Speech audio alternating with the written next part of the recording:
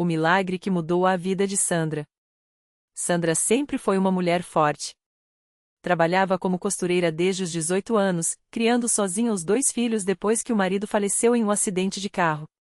Não era uma vida fácil, mas ela seguia em frente, costurando até tarde da noite para pagar as contas e dar estudo aos meninos. O que mais a sustinha era a fé em Deus, mesmo que, nos últimos tempos, essa fé tivesse se tornado mais um hábito do que uma certeza.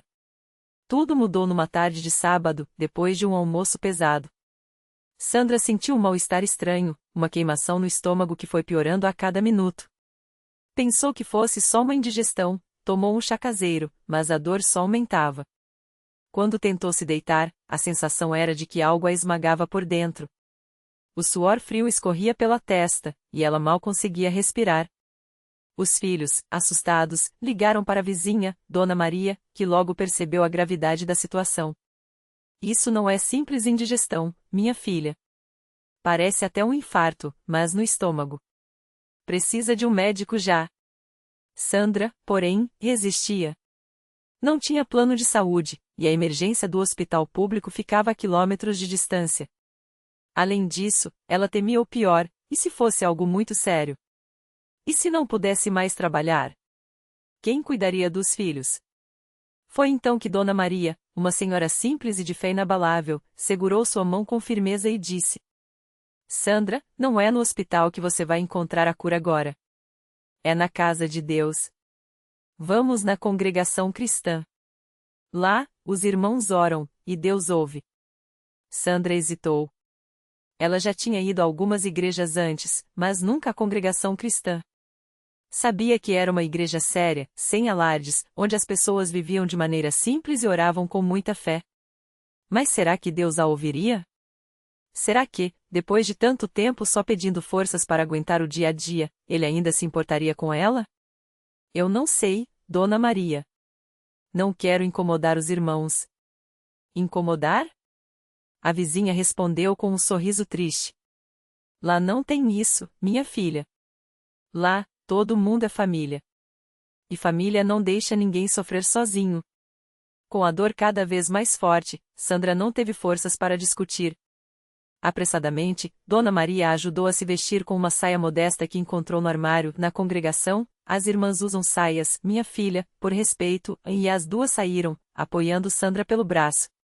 O templo da congregação cristã no Brasil era simples, sem luxos.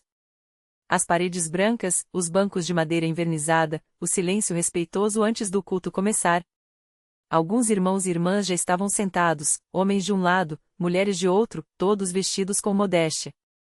Não havia instrumentos musicais, apenas o som das vozes unidas nos hinos que Sandra já conhecia de ouvido, mas nunca tinha cantado daquele jeito, com tanta devoção. Ela foi conduzida até um banco na frente, perto das irmãs mais velhas. Uma delas, uma senhora de cabelos brancos e rosto sereno, percebeu logo o seu sofrimento. Minha irmã, o que você tem? Perguntou, colocando a mão em seu ombro. Estou com uma dor muito forte aqui, Sandra respondeu, pressionando o estômago. Não aguento mais. A irmã não fez mais perguntas. Apenas assentiu e disse: Deus vai te curar. Fique em paz. Nesse momento, o ancião, um homem de voz calma e postura humilde, se levantou para dirigir a reunião. Depois de um hino, Jesus, doce nome, ele fez uma oração que parecia sair do fundo da alma. Não eram palavras bonitas ou elaboradas, mas um clamor sincero, como se estivesse falando diretamente com Deus, sem intermediários. Senhor, olha para esta tua serva, o ancião disse, apontando discretamente para Sandra.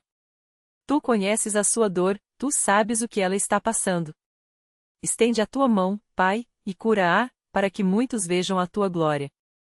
Os irmãos amém em coro, e Sandra sentiu algo estranho, uma paz que não vinha dela mesma, mas que a envolvia, como se uma mão invisível a sustentasse. Ainda assim, a dor persistia. Depois da oração, o ancião pediu que os irmãos se levantassem para dar testemunhos. Um a um, homens e mulheres contavam como Deus os tinha livrado de enfermidades, de dívidas, de situações impossíveis. Não havia gritos, não havia exaltação, apenas vozes firmes, cheias de gratidão. Foi então que uma irmã jovem, de voz trêmula, se levantou. Irmãos, eu também já estive assim. Há 2 anos, tive uma úlcera que me deixava acamada. Os médicos disseram que precisaria de cirurgia, mas aqui, nesta casa, os irmãos oraram por mim. E Deus me curou. Não tomei remédio, não fiz operação. Só creio que foi a mão do Senhor.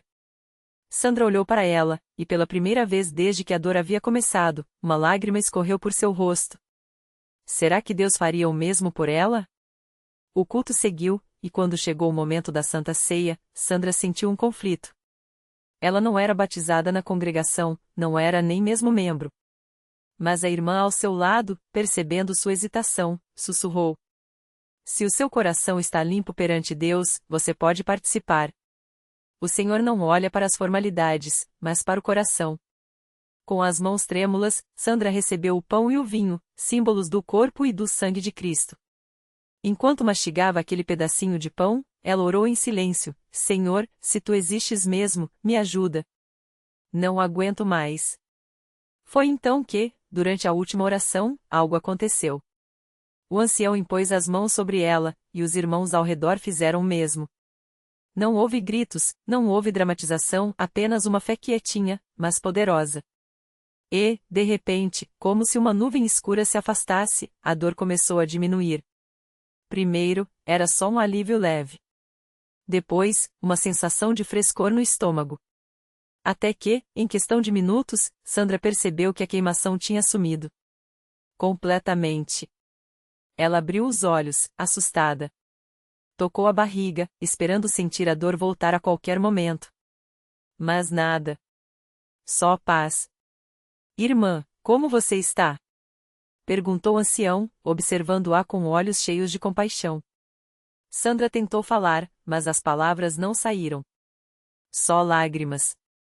Lágrimas de alívio, de gratidão, de algo que ela não conseguia explicar. Eu estou curada, ela finalmente conseguiu dizer. A dor foi embora. Um murmúrio de louvor percorreu o templo. Alguns irmãos disseram glória a Deus, outros simplesmente sorriram, como se já esperassem por aquele milagre. Nos dias que seguiram, Sandra voltou à congregação. Desta vez, não por desespero, mas por gratidão. Ela queria entender melhor aquela fé que tinha mudado sua vida. Aprendeu que na congregação cristã no Brasil não havia espaço para show ou espetáculo, só para uma fé pura, baseada na Bíblia, na oração e na obediência a Deus. Um mês depois, ela foi batizada nas águas, como manda a palavra. Naquele dia, quando emergiu da água, sentiu que não era só a doença que tinha sido lavada, mas também o peso de anos de solidão e medo. Hoje, Sandra é uma das irmãs mais dedicadas da congregação. Sempre que pode, ela conta seu testemunho para quem está passando por provações, especialmente para aqueles que, como ela, chegam à igreja carregando dores que parecem não ter solução. Eu aprendi uma coisa, ela diz, com os olhos brilhando. Deus não olha para a nossa situação. Ele olha para o nosso coração. Se a gente crer de verdade, Ele faz o impossível. Não é magia, não é coisa de homem. É coisa de Deus. E quando perguntam como ela tem tanta certeza, Sandra sorri e responde: porque eu senti. E ninguém pode tirar isso de mim. Sandra não parou por aí. Depois do batismo, ela começou a participar dos cultos de libertação e das reuniões de oração com uma fé ainda maior.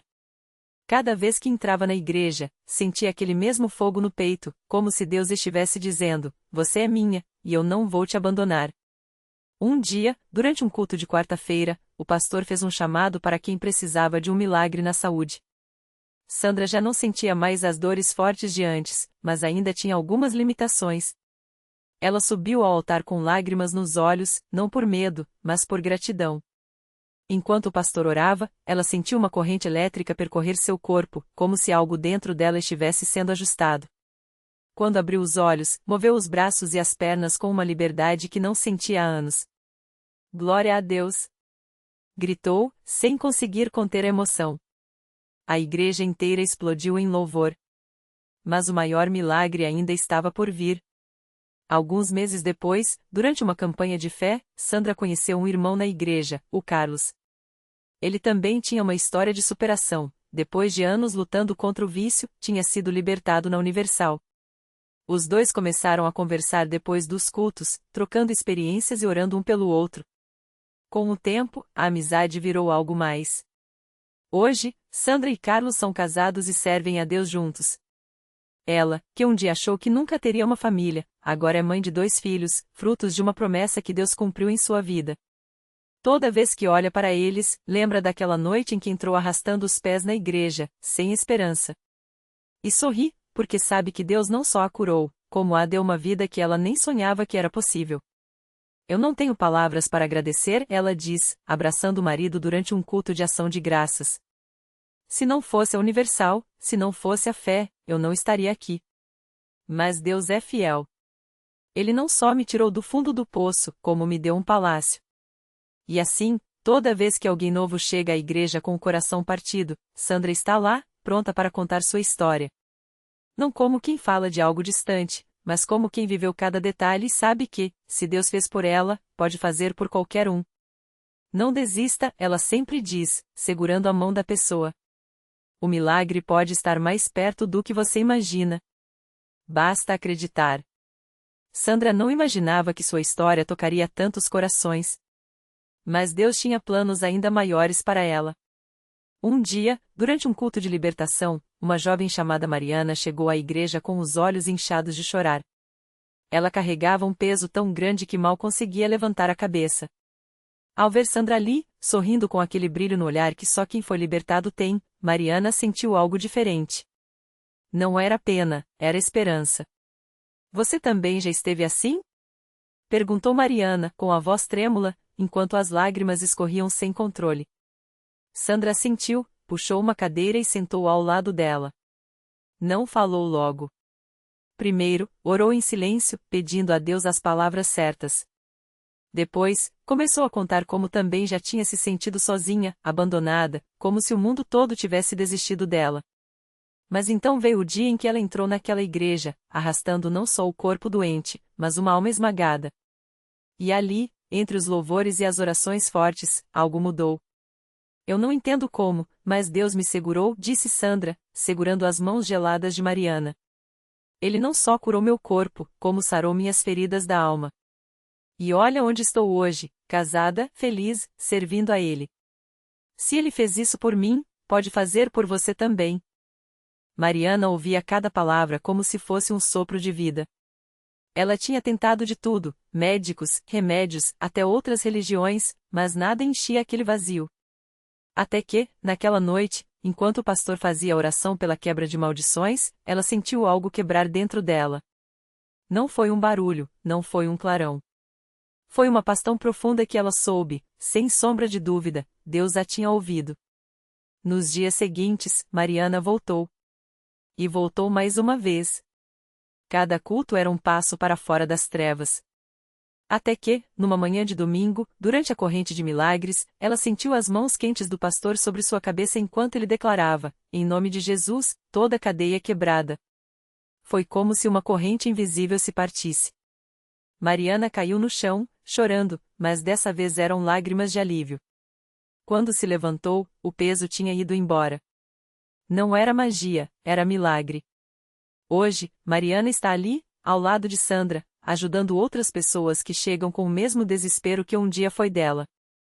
As duas se tornaram irmãs na fé, provando que Deus não só transforma vidas, como usa quem foi transformado para transformar outros. Às vezes a gente acha que está no fim, diz Mariana, agora com um sorriso que ilumina o rosto. Mas é justamente ali que Deus começa a agir. Basta dar o primeiro passo. E assim, a cada culto, mais uma história de milagre se soma às outras. Porque na Universal, não são só palavras que se ouvem. São vidas que se renovam. São sonhos que ressuscitam. E o mais lindo, ninguém sai de lá do mesmo jeito que entrou. Sempre leva algo a mais, a certeza de que, com Deus, tudo é possível. Sempre.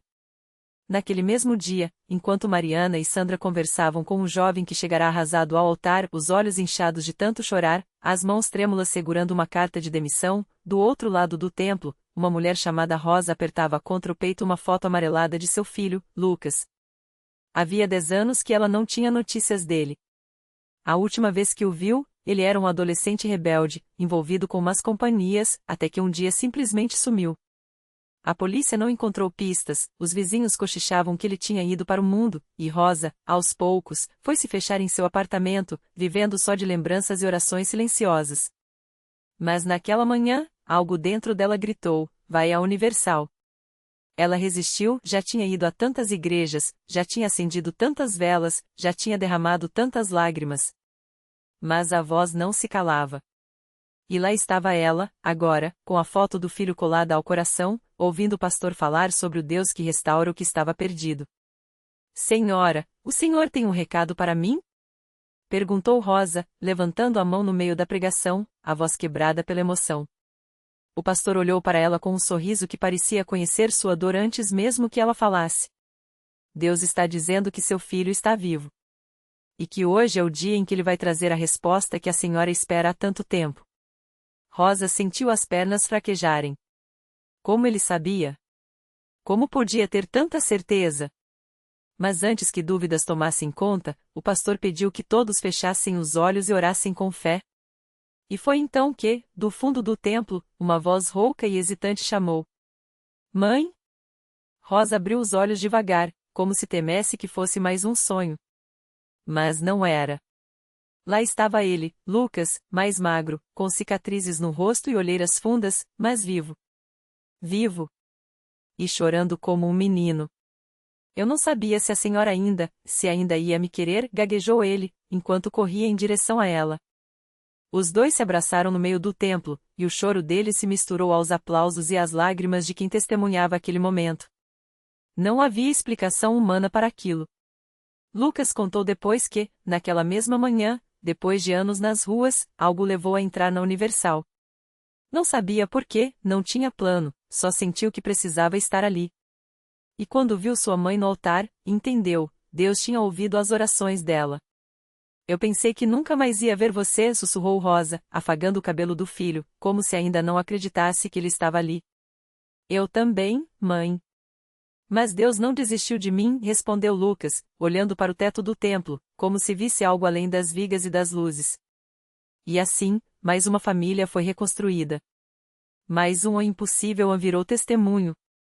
Porque na Universal, não são só histórias que se contam, são milagres que se vivem.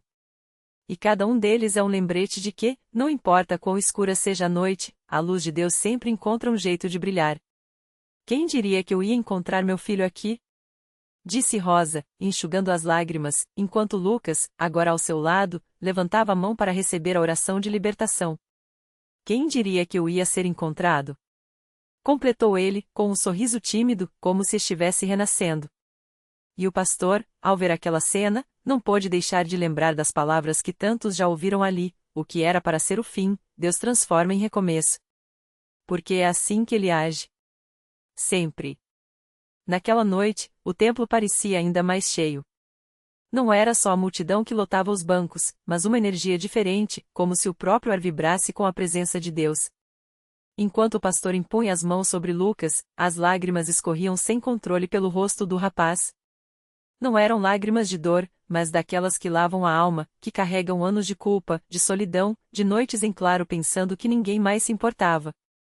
Eu não aguento mais, pastor, Lucas confessou, a voz quebrada.